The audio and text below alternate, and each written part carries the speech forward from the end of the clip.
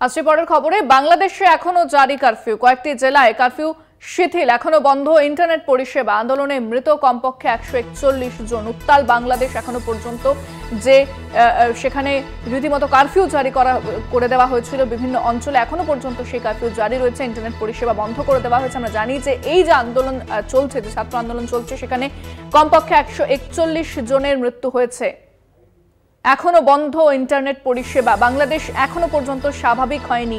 যে বিগত কয়েকদিন ধরে রণক্ষেত্র সৃষ্টি হয়েছে বাংলাদেশের সংরক্ষণকে কেন্দ্র করে, এবং সেই ঘটনায় আমরা দেখলাম যেভাবে পুলিশের সঙ্গে এবং ছাত্রদের সংঘর্ষ হয়।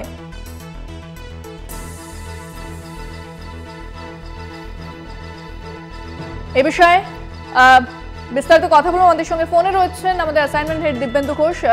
দিব্যেন্দুদা, এখনো পর্যন্ত স্বাভাবিক হয়নি বাংলাদেশ, ইন্টারনেট বন্ধ রয়েছে, কারফিউ এখনো পর্যন্ত জারি রয়েছে, কি আপডেট মিলছে?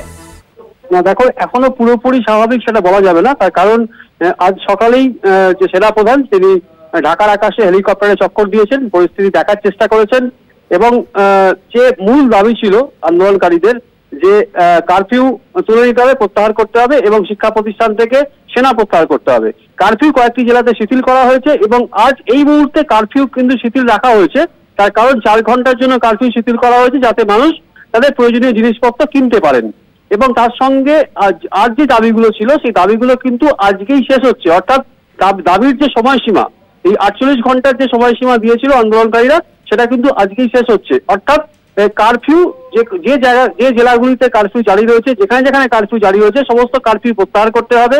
তার সঙ্গে শিক্ষা প্রতিষ্ঠানের যে সেনা টহল দিচ্ছিল সেটা তুলে নিতে হবে, এবং তার সঙ্গে যে সমস্ত ছাত্র নেতা যাদের এর আগে গ্রেপ্তার করা হয়েছিল, যাদের আটক করা হয়েছিল, তাদের যে নিরাপত্তা সেটা সুনিশ্চিত করতে হবে, এবং ইন্টারনেট পরিষেবা ফিরিয়ে দিতে হবে। এখনো পর্যন্ত ইন্টারনেট পরিষেবা ফিরিয়ে দেওয়ার কোনো খবর নেই, কিন্তু কয়েকটি জেলাতে কারফিউ শিথিল হয়েছে, এবং 4 ঘন্টার জন্য কারফিউ পুরোপুরি শিথিল করা হয়েছে আজকে বিকালে। তার কারণ যাতে মানুষ সেখানে বেরোতে পারেন এবং তাদের প্রয়োজনীয় জিনিসপত্র কিনতে পারেন।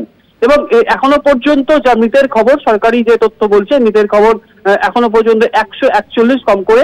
তার মধ্যে ঢাকা মেডিকেল কলেজে অন্তত 79 জনের মৃত্যু হয়েছে, তাদের নিয়ে আসার পর সেখানে তাদের মৃত্যু হয়। সুতরাং এইরকম শুধুমাত্র ঢাকা মেডিকেল কলেজ নয়, একাধিক যে মেডিকেল কলেজ এবং হাসপাতাল রয়েছে, সেখানে বহু আহত যারা, তাদের অনেকের মৃত্যু হয়েছে, এবং এখনো পর্যন্ত প্রায় 1000-এর বেশি মানুষ তারা আহত।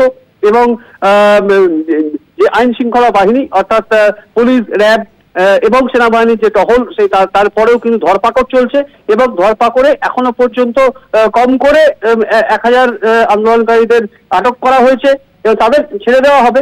হাসিনা সরকারের পক্ষ থেকে যেটা বলা হয়েছে, তাদের ছেড়ে দেওয়া হবে যখনই তারা আবার আন্দোলনের রাস্তা থেকে সরে গিয়ে তাদের প্রতিষ্ঠানে ফিরে যাবে এবং তারা পড়াশোনা শুরু করবে। কিন্তু যে 4 দফা দাবি, মূল যে 4 দফা দাবি, সেই 4 দফা দাবির যে সময়সীমা, সেটা কিন্তু আজকেই শেষ হচ্ছে। অর্থাৎ আজকের মধ্যে যদি কারফিউ পুরোপুরি শিথিল করা না হয়, কারফিউ পুরোপুরি যদি প্রত্যাহার করা না হয়, এবং ইন্টারনেট পরিষেবা যদি ফিরিয়ে দেওয়া না হয়, এবং তার সঙ্গে যে সমস্ত আন্দোলনকারী যারা ছিল, বহু ছাত্রনেতাকে যাদের আটক করা হয়েছে, যাদের যদি ছেড়ে না দেওয়া হয়, তাহলে কিন্তু তারা আবার নতুন করে অন্য কিছু পদক্ষেপের কথা ভাবতে পারে।